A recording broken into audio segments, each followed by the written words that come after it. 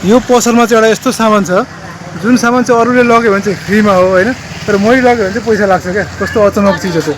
अब के होला त, अब त्यो पहिला दोकानहरू साथीहरू अहिले चाहिँ दिउँसोको मध्ये 12 बजेको छ, घाम पनि एकदम टुप्पीमा छ हैन। म चाहिँ अब के गर्नु, घाम भने पनि यहाँ ड्युटीमा आएको छु सिटी लिएर। यहाँ हाम्रो एउटा दोकान छ गोपाल किराना, गोपाल जोशी, के पो नाम दिदी? जोशी किराना पसल। यो शिव शताक्षी नगरपालिका धरमपुर 1 मा पर्ने जोशी किराना पसल हो। यो पसलमा चाहिँ एउटा यस्तो सामान छ जुन सामान चाहिँ अरूले लग्यो भने चाहिँ फ्रीमा हो हैन, तर मैले लग्यो भने चाहिँ पैसा लाग्छ क्या। कस्तो अचानक चिज हो त्यो। अब के होला त, अब त्यो पहिला दोकानहरू हामी पसल पनि भयङ्कर छ, सामान पनि टन्स छ यहाँनिर। हेर्नुहोस्, अल इन वान सब थोक पाइन्छ यहाँनिर। अब तपाईँ चाहिँ अब धरमपुर वरिपरि बस्नुहुन्छ भने चाहिँ सामान किन यहाँ आउनु होला।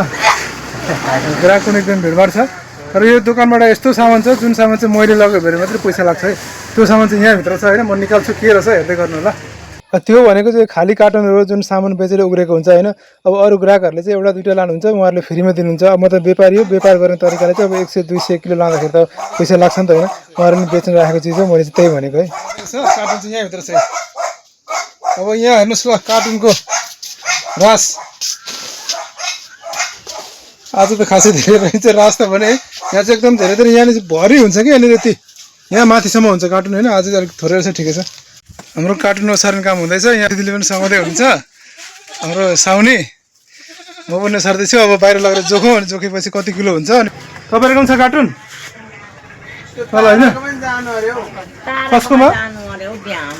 ए मलाई अस्ति फोन गर्नुभएको थियो नि, कस्तो बिर्सेछ अहिले पो सम्झनु। ल ल ल म जान्छु, कस्तो बिर्सेछ अहिले पो सम्झिनु। भित्रको कार्टुन सबै ओसारिसक्यो होइन। अब हामी काउन्टर ल्याएर जोख्छौँ कति हुन्छ, अनि त्यही अनुसारको हामी भाइलाई चाहिँ पैसा पेमेन्ट गरेर चाहिँ हामी लाग्छौँ बाटो। हटाबाट जोखौँ ल भाइ।